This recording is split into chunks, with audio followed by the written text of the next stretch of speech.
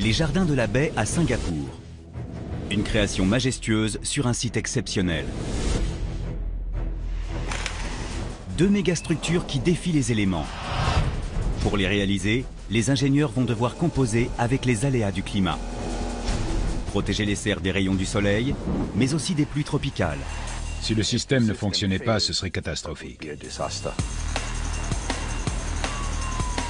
Les architectes vont aller chercher des plantes jusqu'au Mexique et construire des arbres artificiels qui mêleront le béton et l'acier à une végétation luxuriante. S'ils réussissent, ils seront à l'origine d'une nouvelle génération de jardins urbains et auront révolutionné l'architecture paysagère.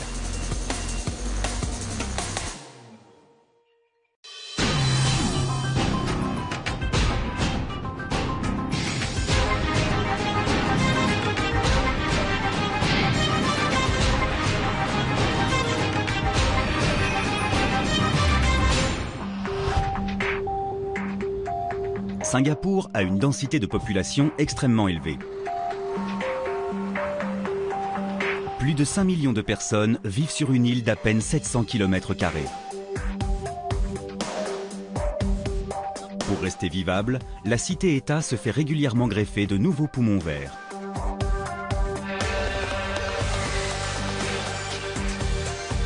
La végétation couvre 50% de l'île.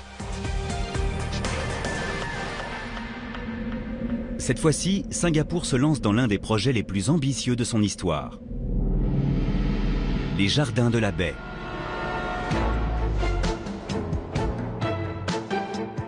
Non pas un, mais 3 parcs de 130 hectares au total.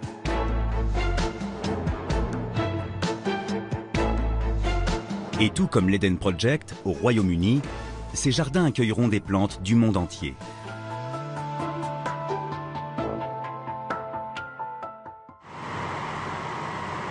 Pourtant, le cœur du site ne sera pas végétal. Il sera fait de béton, d'acier et de verre.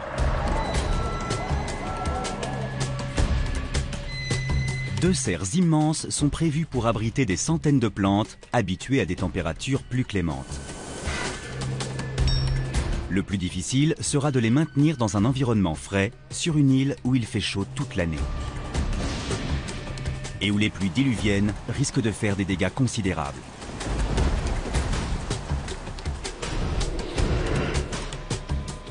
À côté des serres, de spectaculaires jardins verticaux vont se dresser sous la forme d'arbres géants. Une passerelle et un restaurant panoramique viendront agrémenter ces 18 structures censées mesurer jusqu'à 50 mètres. C'est un projet titanesque.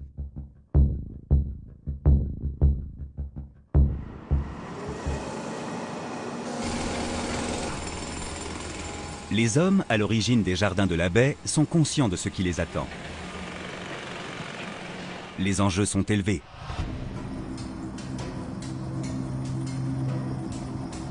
Car le gouvernement débourse 600 millions d'euros pour financer la construction.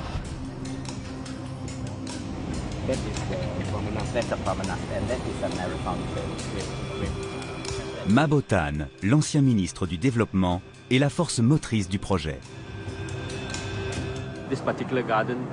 Ces jardins sont une des réalisations qui vont nous aider, j'espère, à imposer Singapour comme modèle en matière de durabilité.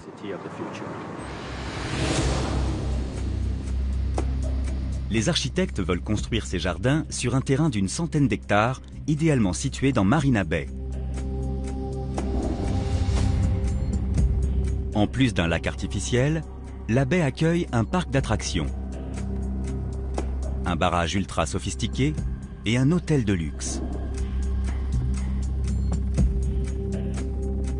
Les jardins seront le nouveau joyau de la couronne.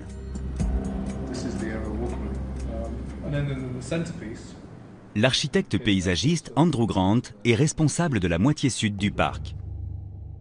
Il est spécialisé dans les environnements futuristes et durables.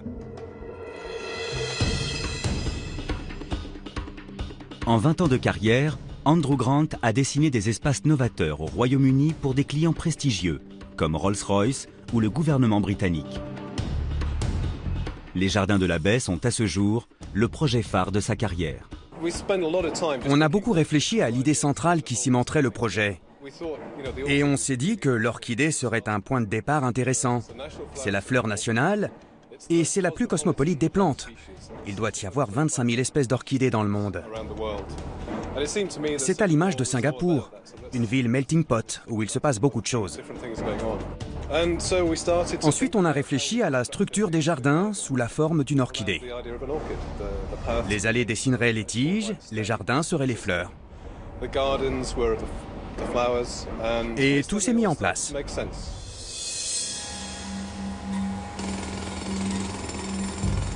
Sur le chantier, les ingénieurs sont loin d'en être à ce stade de la construction. Pour l'instant, ils s'inquiètent surtout des fondations. Car là où le sol paraît solide, se trouvent en fait de vrais sables mouvants. De l'argile des grands fonds s'étend sous cette zone de Marina Bay sur plus de 30 mètres de profondeur. Cette argile est meuble et dangereusement instable. Sans les précautions nécessaires, elle peut être à l'origine d'accidents dramatiques. The body of one worker confirmed dead was recovered from the wreckage about 6. En 2004, des travaux de terrassement pour la création d'une ligne de métro ont provoqué un effondrement, tuant 4 ouvriers et endommageant une autoroute.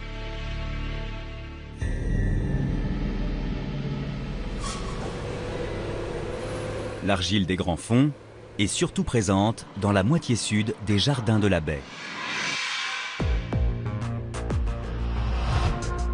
Elle risque de déstabiliser les constructions et d'entraîner des dégâts irréparables.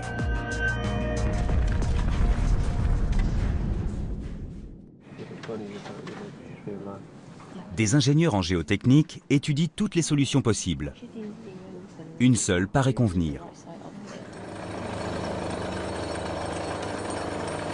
Des colonnes en béton coulées sur place. Pour poser ces fondations, il faut commencer par forer au-delà de la couche d'argile pour atteindre une couche plus solide. Ici, il s'agit d'alluvions à 60 mètres de fond. Une colonne préfabriquée en acier est ensuite descendue à la même profondeur.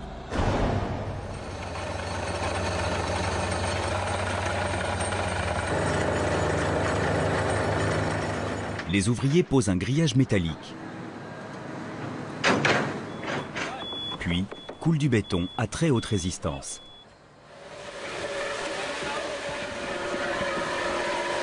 Une fois sèches, les fondations vont consolider le sol.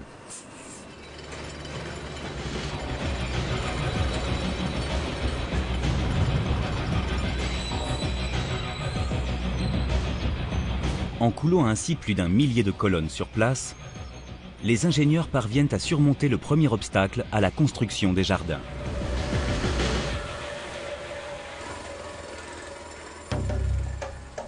Deuxième obstacle, ne pas polluer Marina Bay, qui fournit 10% de l'eau potable de la ville.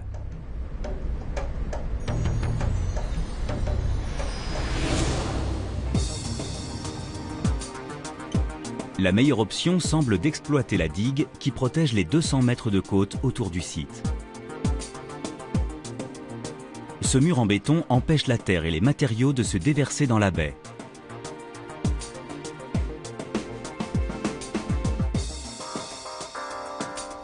Et pour qu'il reste parfaitement imperméable, il est recouvert de feutre géotextile.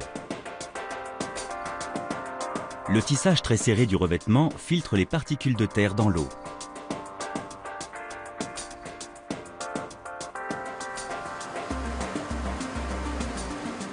Pour plus de sécurité, des hommes surveillent la digue 24 heures sur 24 pour guetter les éventuelles infiltrations. Rien n'est simple dans le projet des jardins de la baie. Le fait que 60% des plantes exposées soient importées de l'étranger pose un problème majeur. Car beaucoup viennent d'un climat plus sec ou plus frais, d'Australie ou d'Europe par exemple.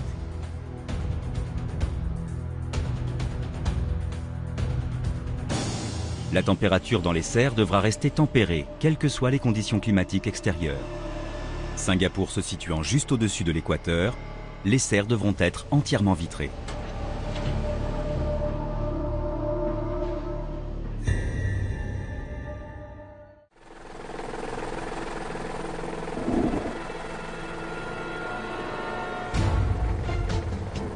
En plus, ces jardins sont situés en bord de mer et seront donc très exposés aux intempéries.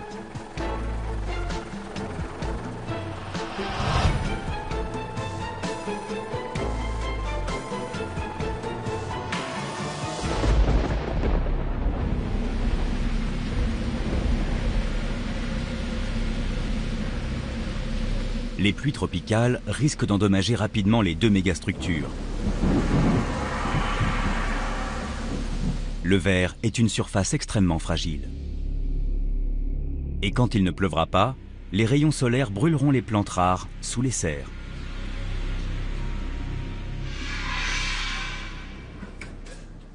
Pour éviter ce scénario catastrophe, des ingénieurs thermiques travaillent sans relâche à l'élaboration d'une solution.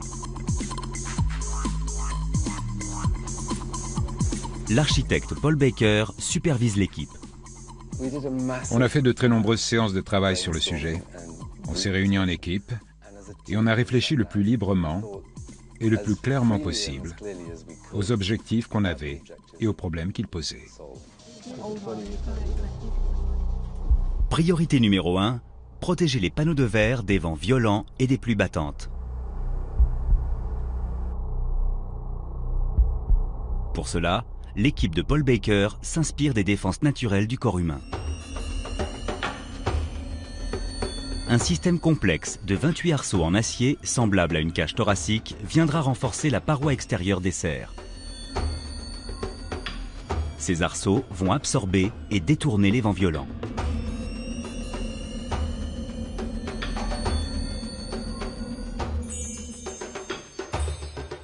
Un grillage supplémentaire posé sous les arceaux consolidera la structure des dômes en maintenant les panneaux de verre entre eux.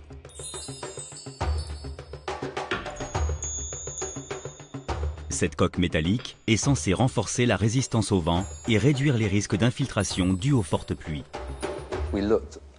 On a réfléchi très longtemps à la structure du grillage et on a fini par lui donner une forme triangulaire pour qu'il fasse le moins d'ombre possible et qu'il donne une sensation de légèreté à l'ensemble. On essaie toujours de dessiner des formes élégantes, simples et fluides.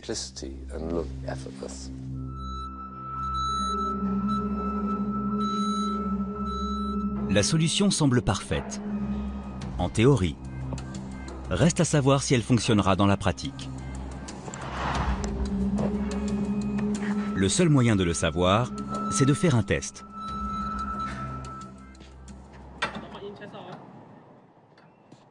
Les ingénieurs enferment une maquette dans un grand sas pressurisé pendant 48 heures et la soumettent à des conditions climatiques extrêmes.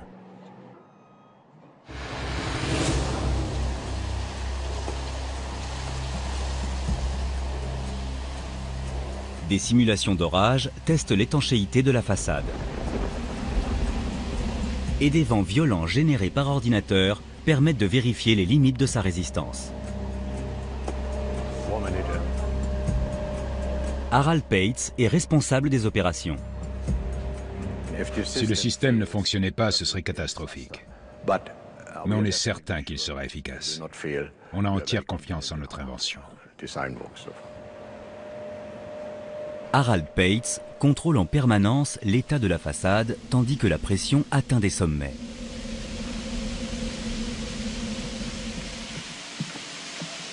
Le verre risque de bouger, mais ne doit pas plier sur plus de 20 mm.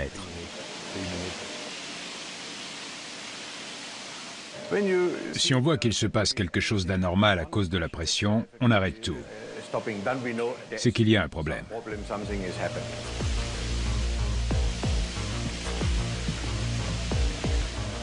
On monte à 300, on va attendre 1 minute et relâcher la pression. La tension dans l'air est palpable. En cas d'erreur de calcul, le verre risque d'exploser. On a un bouton d'arrêt d'urgence En cas de souci, on coupe la pression immédiatement et on vérifie l'état de la maquette avant de continuer.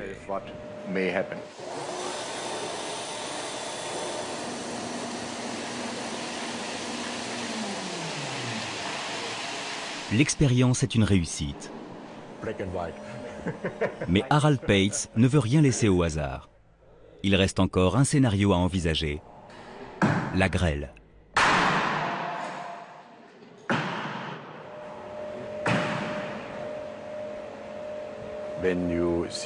Le verre est conçu pour supporter un certain nombre d'impacts. Si on projette une pierre sur la façade, par exemple, il se fissurera peut-être, mais n'éclatera pas. Le secret de la solidité de ce verre se retrouve dans un objet des plus banals. Un pare-brise de voiture. Un pare-brise est en verre feuilleté, un verre de sécurité qui n'explose pas en cas de choc. La maquette passe haut la main le test des grêlons.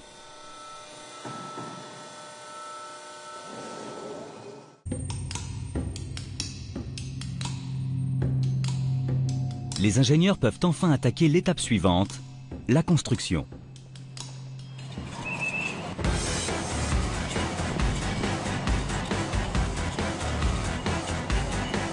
Chaque coque de protection est composée d'environ 200 sections de grillage. Mais ce sont les arceaux métalliques qui posent le plus de problèmes techniques.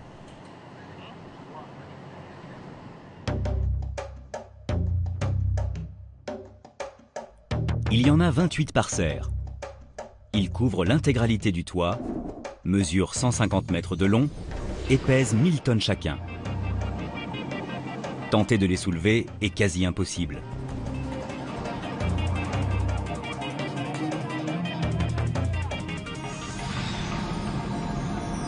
Fabriquer des arceaux de cette taille avec des courbes sur mesure nécessite des machines d'une extrême précision.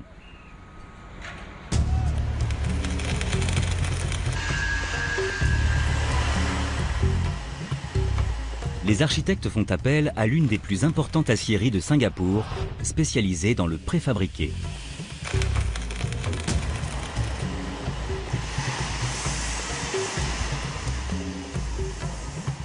« 4000 pièces métalliques composant les arceaux sont mesurées, découpées et soudées ici.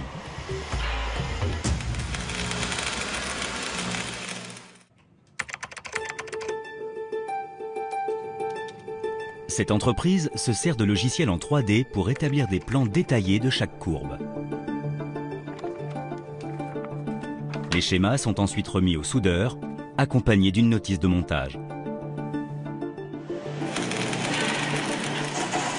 C'est le seul moyen d'assembler les pièces sans faire d'erreur.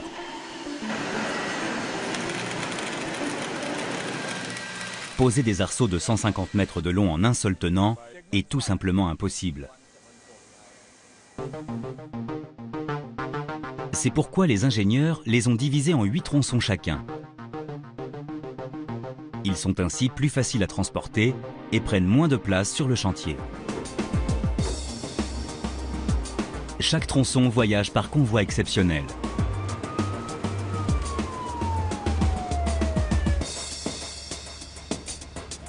Une fois sur le chantier, il est préparé pour le levage et la pose. Aujourd'hui, les ouvriers doivent fixer la plus grosse pièce. Un tronçon de 22 mètres qui pèse 20 tonnes.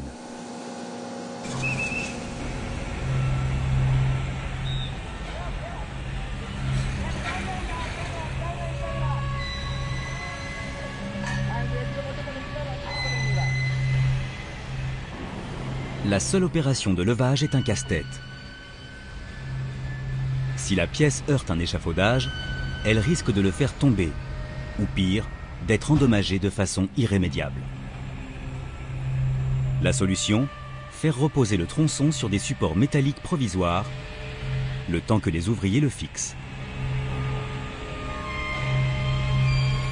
L'assemblage doit se faire au millimètre près, et le tronçon doit être parfaitement immobile toute la durée de l'opération. C'est un peu comme coller une maquette, mais à bien plus grande échelle.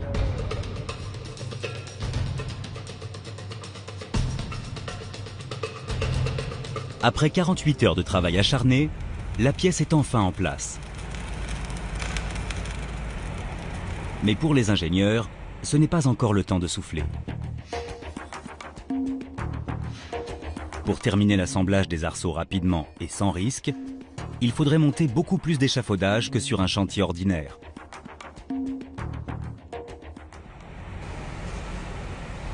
C'est problématique.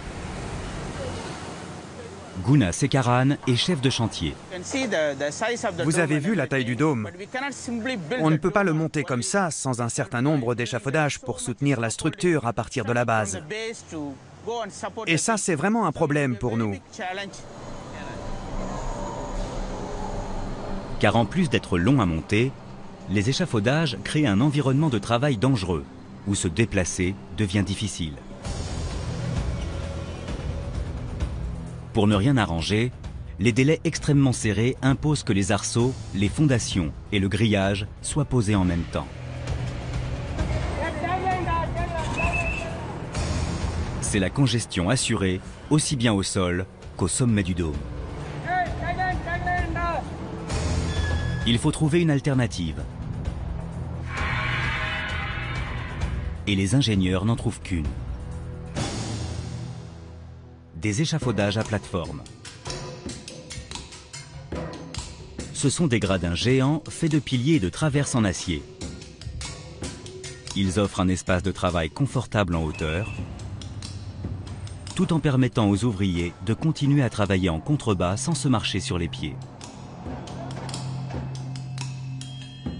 Les échafaudages à plateforme de ce chantier sont immenses. À la grande joie de Guna Sekaran. Ce système de gradins empêche l'échafaudage de s'écrouler comme un château de cartes. Ce sont des renforts. C'est une énorme plateforme de sécurité. Ils sont montés en même temps que les arceaux et le grillage.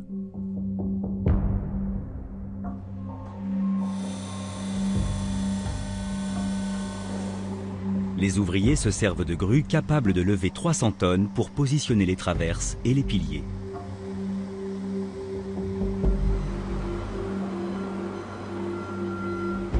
Aucune soudure n'est faite entre les différentes sections.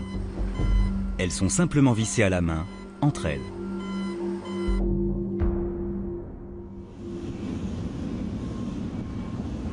Installer des plateformes à une telle altitude est risqué et les consignes sont très strictes.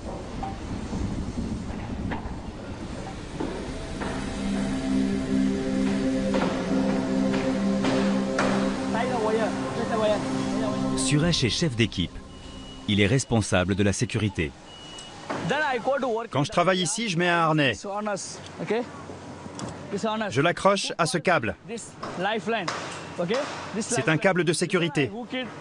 Je l'accroche comme ça et je vais travailler. En cas d'accident, Suresh ne tombera pas de plus de 2 ou 3 mètres. Il restera suspendu dans les airs en attendant l'arrivée des secours. C'est un travail très dangereux, mais si je respecte bien les consignes de sécurité, il n'y aura aucun problème. J'ai 46 ouvriers dans mon équipe. Pour l'instant, on n'a eu aucun accident, mais plus on a de travail, plus on est nerveux. Quand ce sera fini, je serai content.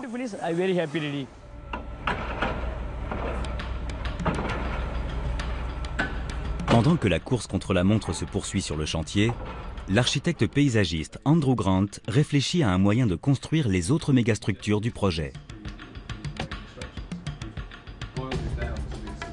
18 arbres géants. Ils mesureront jusqu'à 50 mètres de haut et seront aussi vivants que de vrais arbres.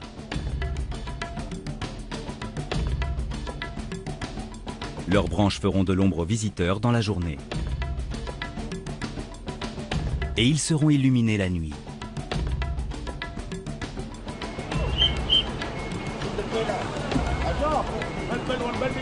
Mais concrétiser un tel projet est plus facile à dire qu'à faire.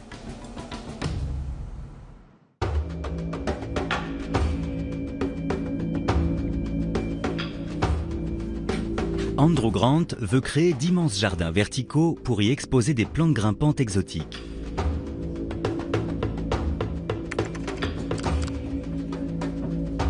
Comme une forêt tropicale en plein cœur de Singapour. Mais c'est sous un climat sec qu'il a trouvé l'inspiration, dans la vallée des Géants, en Australie occidentale.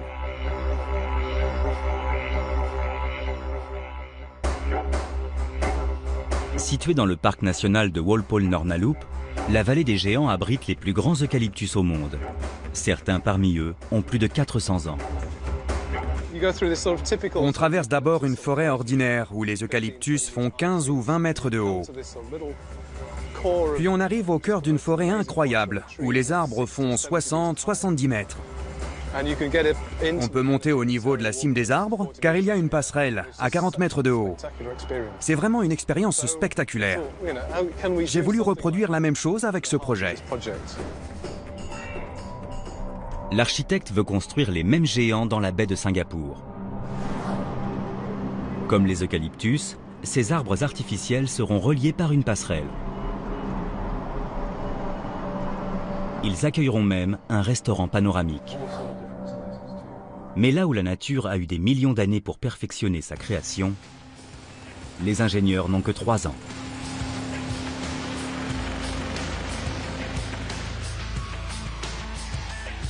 La première difficulté est de trouver une technique rapide et efficace pour construire les 18 troncs.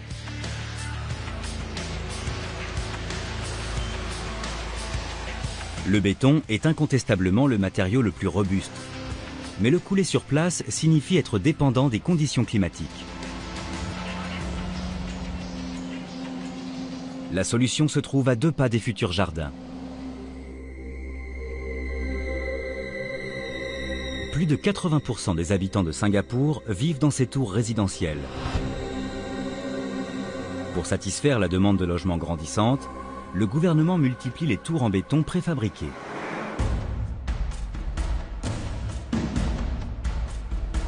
Les blocs de béton sont coulés et séchés en usine, ce qui permet de pallier les aléas du climat et d'augmenter la productivité. Ils sont ensuite transportés et assemblés sur le chantier. Les ingénieurs des jardins veulent faire la même chose pour monter les arbres rapidement. Edwin So dirige ces opérations. Je travaille dans le préfabriqué depuis plus de 20 ans. C'est fascinant de voir ce qu'on est capable de faire aujourd'hui. Le plus important pour stabiliser ces arbres, ce sont les fondations. Elles vont porter la structure verticale, c'est-à-dire le tronc qui sera fait de plusieurs sections empilées les unes sur les autres. Les blocs préfabriqués de 9 tonnes chacun seront hissés à l'aide de cette grue à chenilles.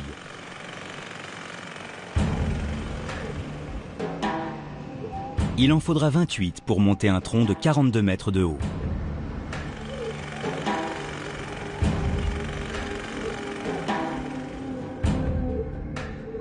Le plus difficile est d'aligner le bloc avec les barres de renfort coulées dans la paroi pour consolider le tronc.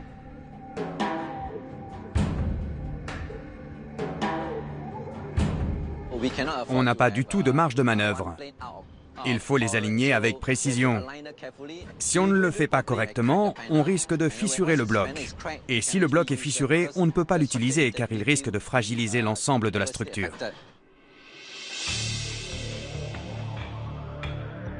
Poser un bloc de béton prend 2 heures. Et quand il se balance comme un pendule à 40 mètres de haut, il n'est pas facile à manœuvrer.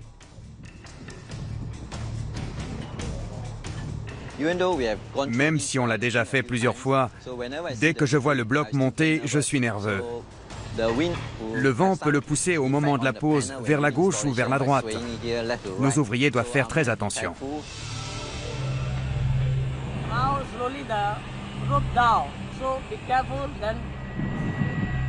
C'est le moment d'aligner le bloc et les barres.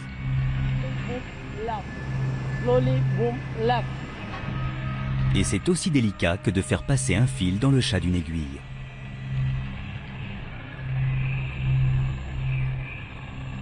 Au bout d'1 heure de manœuvre, le bloc est enfin en place.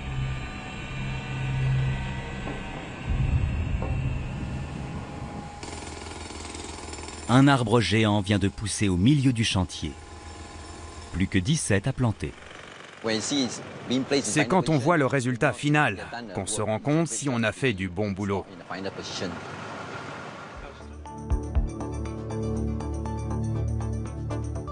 La fabrication de toutes pièces d'arbres en béton et en acier fait des jardins de la baie un projet unique. Mais il faut aussi de vrais arbres, sans quoi ce ne serait plus des jardins. Et aussi qualifiés soient-ils, les ingénieurs ne peuvent pas en faire apparaître du jour au lendemain. Sans compter que rien ne pousse sur un chantier.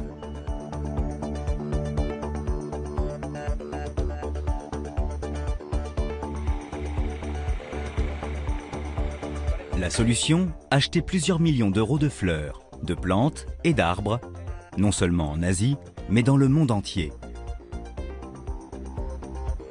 C'est une idée de génie, mais un enfer logistique.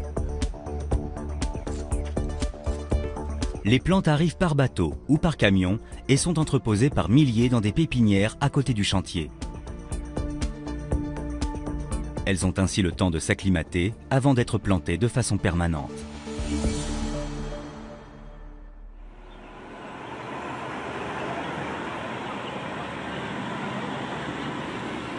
C'est le cas de ces 4 oliviers, vieux de 500 ans, importés d'Espagne.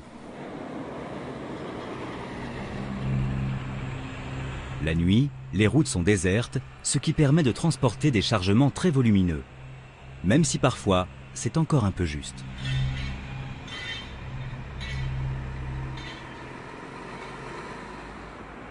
Ces oliviers arrivent à la pépinière 1 heure après avoir été déchargés du bateau.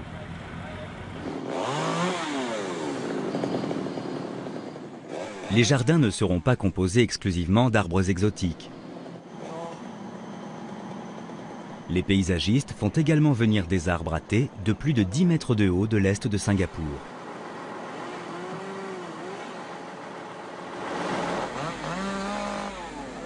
Bungi travaille pour les parcs nationaux et supervise leur transfert. On essaie de déplacer ces arbres et de les sauver. Sinon, ils risquent d'être abattus pour construire des immeubles. C'est une espèce particulièrement grande. Ils sont là depuis presque 20 ans et on va les replanter dans la baie. Ils ont beaucoup de valeur pour nous.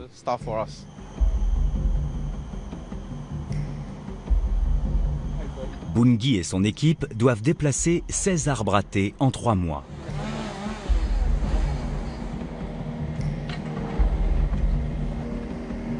Première étape du processus, creuser une énorme tranchée autour des racines pour les déterrer. On enroule ensuite une bâche étanche autour du pied pour le protéger pendant le transport. Il a fallu une journée complète pour déterrer cet arbre-là. C'est beaucoup de travail, beaucoup d'organisation.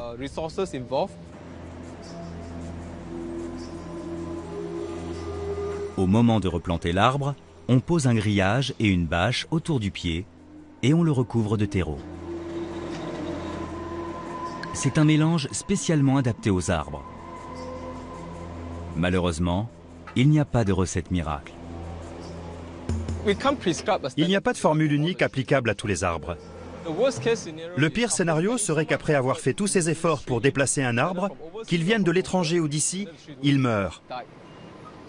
Jusqu'à maintenant, le taux de mortalité est assez faible. On est content. Ça représente seulement 10% de tous les arbres qu'on a replantés. Grâce à beaucoup d'eau et de lumière, cet arbre devrait être prêt à temps pour l'ouverture des jardins. Ce même soleil dont les arbres ont tant besoin peut rapidement s'avérer dangereux en cas de surexposition. Il aura fallu presque 1 an à des centaines d'ouvriers pour terminer de monter les ossatures des serres.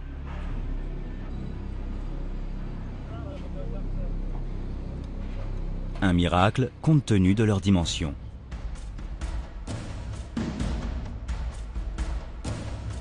Et il faudra travailler 1 année encore pour que le soleil brûlant de Singapour ne grille pas littéralement les plantes à l'intérieur.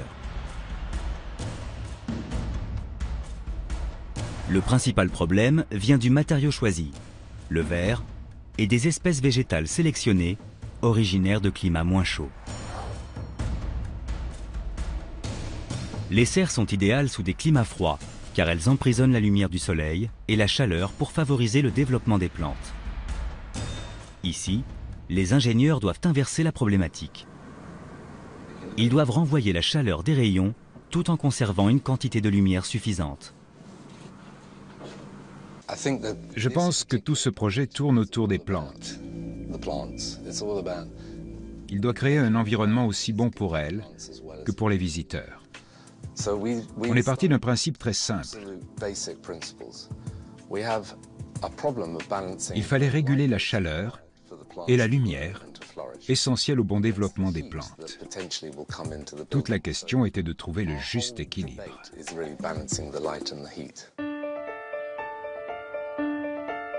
Paul Baker et son équipe envisagent toutes les possibilités et construisent un ensemble de prototypes. Ils doivent trouver un moyen de réduire et maintenir la température intérieure à 16 degrés, tout en emprisonnant 45 000 unités de lumière ou lux.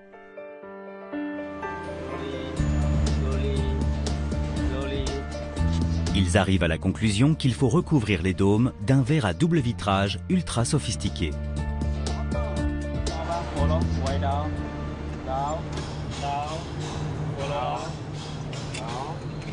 Il faut environ 3000 panneaux de verre de plus de 350 kg chacun pour tapisser une seule serre.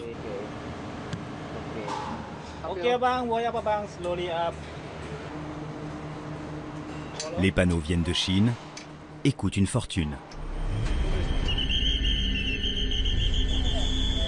En casser un serait catastrophique.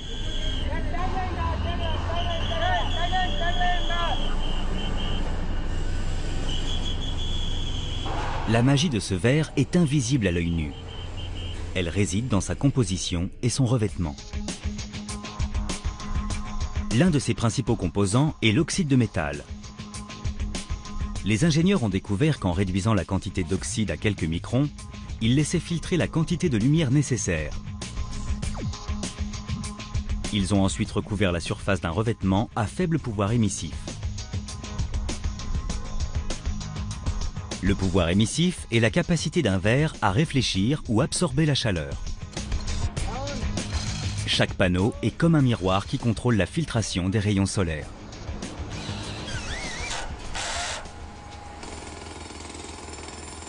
Mais ce système ne suffira pas à maîtriser les éléments.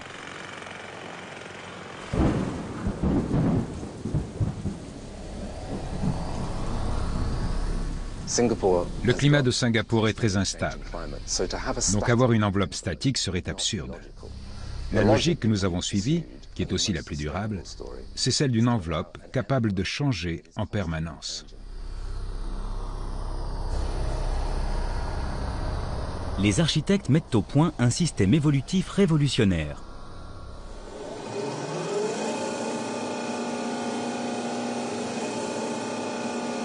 Des stores commandés par ordinateur.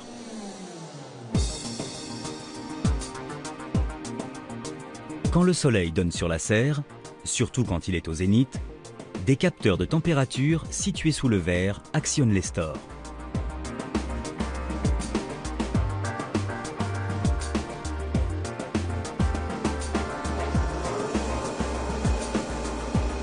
Les jours pluvieux ou nuageux, les stores se rétractent automatiquement. Ainsi, la température à l'intérieur de la serre reste constante. Mais protéger les plantes des rayons solaires n'est que la première étape du processus. Il faut également trouver un moyen de rafraîchir la température ambiante sous le dôme. Des climatiseurs gigantesques seront nécessaires pour la maintenir à 16 degrés.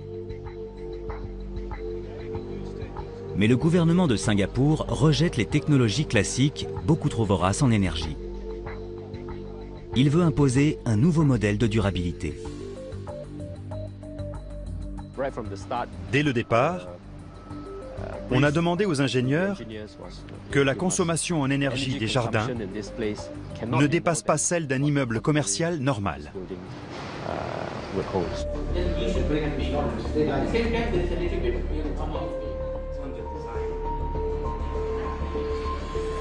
C'est un objectif ambitieux. Mais le bureau d'études n'a pas d'autre choix que de satisfaire les exigences du principal investisseur et de le faire en un temps record. Il n'y a rien de simple. C'est incroyablement complexe. On a déjà construit des serres ailleurs, mais le faire ici, de manière durable, c'est vraiment difficile.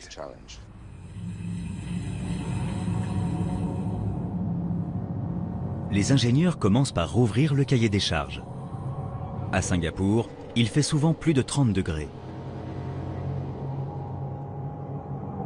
Le système d'air conditionné dans les serres doit faire descendre la température à 16 degrés. Mais sans pour autant consommer plus d'énergie qu'un bâtiment commercial ordinaire.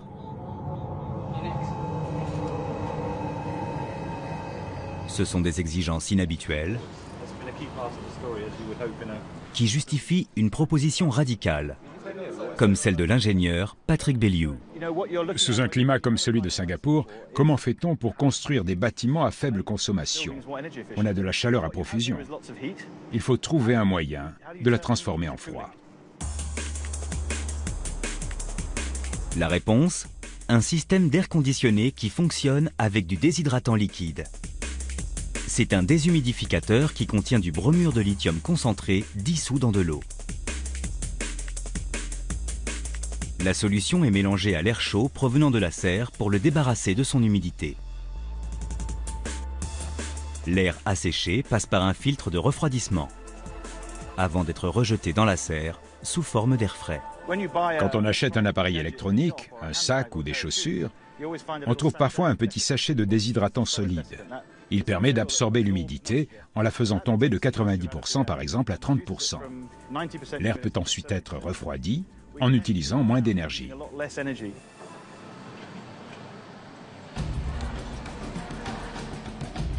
Le problème est donc résolu. Mais les ingénieurs veulent aller plus loin et rendre les futurs jardins encore plus écologiques. Et ils découvrent que la solution est juste sous leur nez. Les arbres. L'Office des parcs nationaux en gère 3 millions. Et des milliers de tonnes de branches sont taillées tous les mois.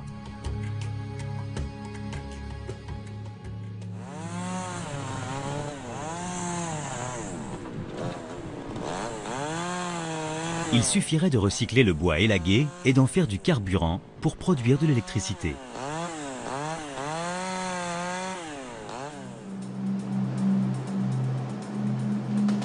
Voici un générateur de biomasse.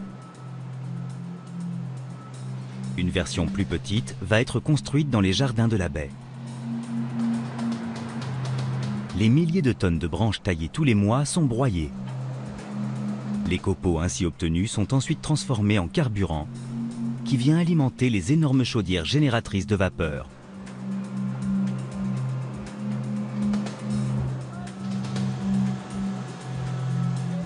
La vapeur fait tourner une turbine qui elle-même produit de l'électricité.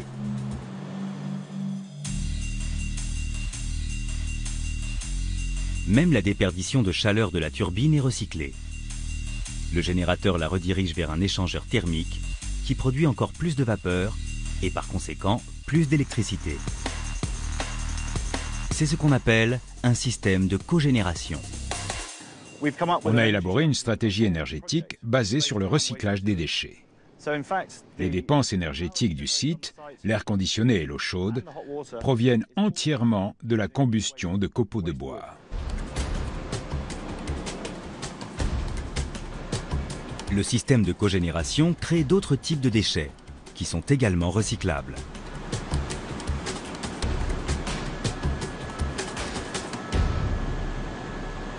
La cendre de bois est transformée en engrais. Et la fumée est traitée de façon à devenir presque invisible. Bien sûr, il est hors de question qu'une cheminée d'usine crachant de la vapeur se dresse au milieu des jardins de la baie.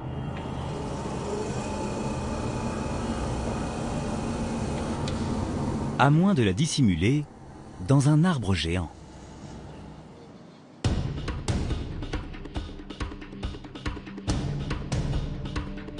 Les architectes ont choisi ce monstre de 37 mètres pour y dissimuler une cheminée en carbone et acier.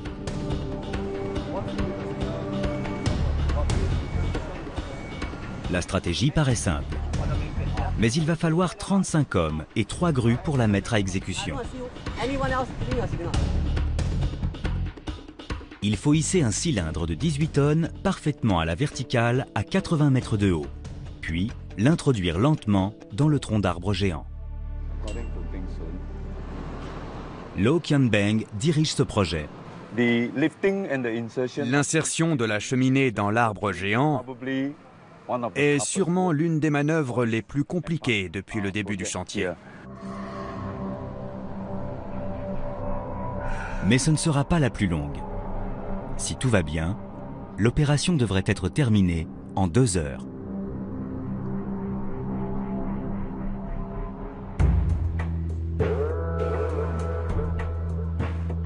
La force du vent est sous haute surveillance.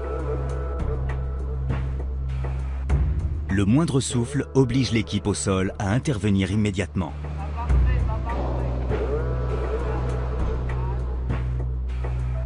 Deux hommes sont hissés dans une nacelle à 37 mètres au-dessus du sol. Mieux vaut ne pas avoir le vertige. Ils vont guider le cylindre à l'intérieur du tronc.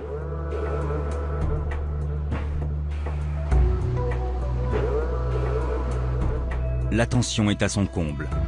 La marge de manœuvre est seulement de quelques millimètres.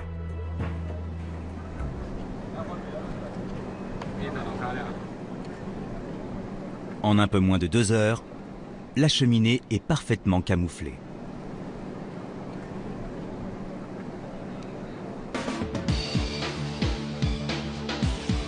Cette fois, le plus dur est fait et les ouvriers s'attellent aux finitions des arbres géants. Les plantes, entreposées dans des pépinières depuis des mois, sont enfin greffées au tronc.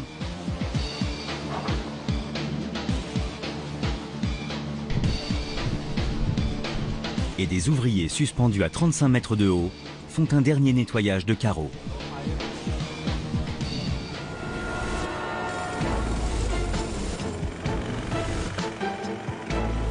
Les créateurs de ces jardins extraordinaires ont défié les lois de l'architecture.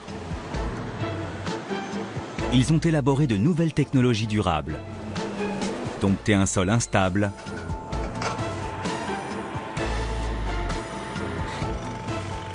et construit une mégastructure révolutionnaire. Mesdames et messieurs, notre invité d'honneur, Monsieur Ma Bo-tan.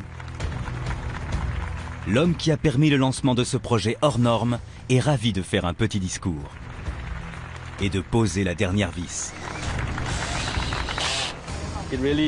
C'est un travail auquel nous avons tous participé. Depuis le moment où l'idée a germé, à celui où tous les spécialistes se sont réunis. Voir ce projet enfin terminé, c'est une immense satisfaction.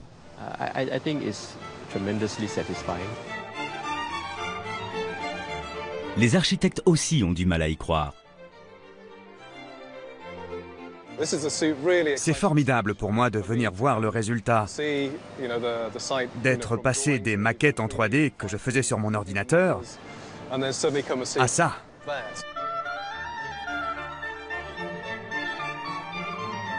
On est toujours en quête de nouveaux défis. Et cette fois, on a atteint les sommets. C'est incroyable de voir cette magnifique création. Et savoir qu'on y a participé est un grand honneur. C'était vraiment super.